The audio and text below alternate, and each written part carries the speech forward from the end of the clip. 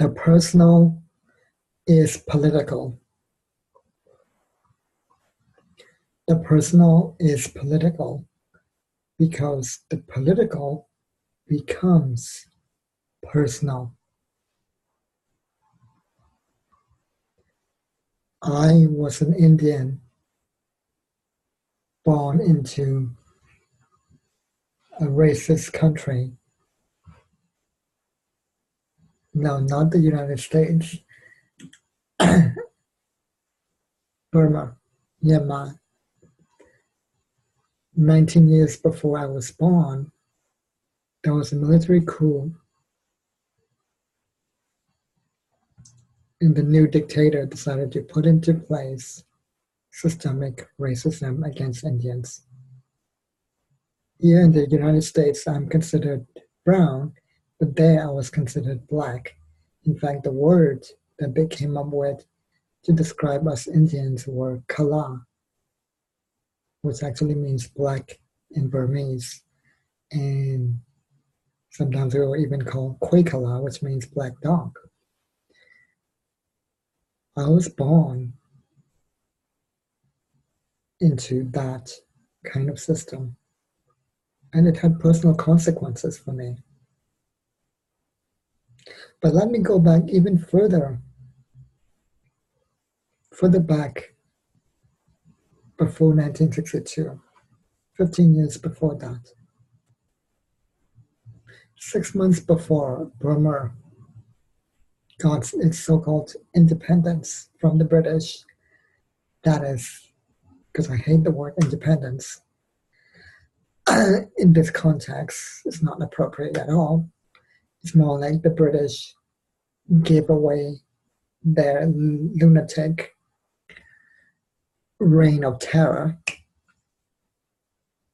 and allowed the Burmese to rule themselves. 6 months before that, the founder of the country, the person known as the father of the country, here's what happened. There was a group of assassins that came into his cabinet meeting and with machine guns shot him down and his entire cabinet.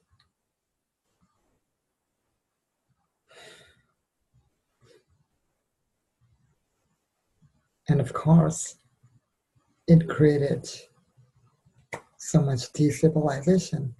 And 15 years later, there was naturally a military coup.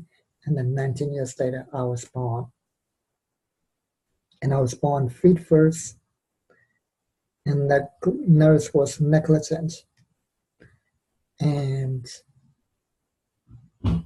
she just pulled my feet and twisted my ankles and my spine. This is important because I use the word negligent because although I can't verify it for sure, to me, I assess that part of the reason why she was negligent and didn't look carefully whether I was being born feet first or head first is because to her, I was just the son of a black dog. This meant that I couldn't wear slippers until I was 13. Because I didn't have nerves in my feet, in my left foot. I had breathing problems, severe breathing problems. I was limping until I was 13.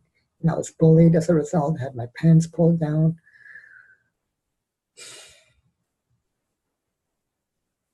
I experienced a lot of trauma.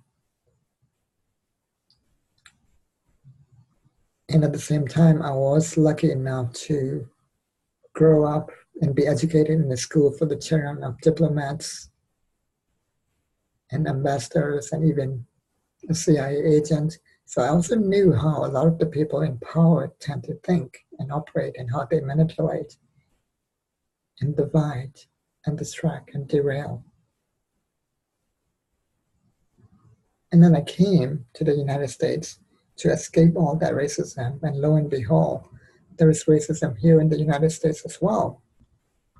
Except that here, because I'm considered brown, I have what's called light skin privilege. Let me show you what light skin privilege means rather than telling you. I've had several times in my stay here in the United States, cops stop me for no freaking reason. And the only reason possible is actually racism. For example, I once had a cop stop me while I'm walking the park, minding my own business.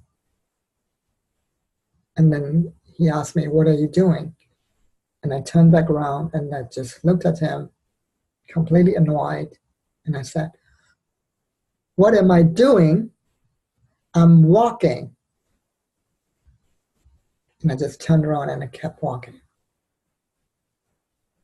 And I thought, oh my God, if I was black, I would have been shot. He would have shot me. There was no way I would have got away with that. So the very fact that I was stopped in the first place is because I was not white. But the fact that I did not get shot is because I was not black. That's light skin privilege. And so the political system here in the United States as well also has a personal effect on me. And all of these things, they may seem little, but they have a cumulative effect that my ancestors, the Tibetan-Sinos, called the death of 1,000 little cuts.